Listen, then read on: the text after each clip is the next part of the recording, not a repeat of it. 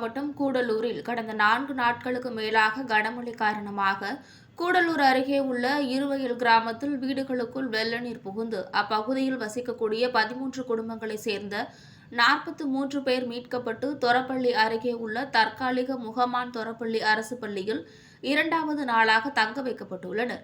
முகாமிற்கு வருகை தந்த சுற்றுலாத்துறை அமைச்சர் க. ராமச்சந்திரன் மற்றும் நீலகிரி மாவட்ட துணை ஆட்சியர் கௌஷிக் ஆகியோர் பார்வையிட்டு முகாமில் தங்கியுள்ள பொதுமக்களுக்கு நிவாரண உதவிகளை வழங்கினர். தொடர்ந்து அமைச்சர் பொதுமக்களின் கோரிக்கைகளை கேட்டறிந்தார். இருவயல் கிராமத்தை ஒட்டி ஓடும் குடில் ஆறு அதிகாரிகளுடன் ஆய்வு செய்யப்பட்டது. உடனடியாக கிராமத்தை ஒட்டி ஓடும் ஆறு தூர்வாருவதற்கான நடவடிக்கை மேற்கொள்ளப்படும் என தெரிவித்தார்.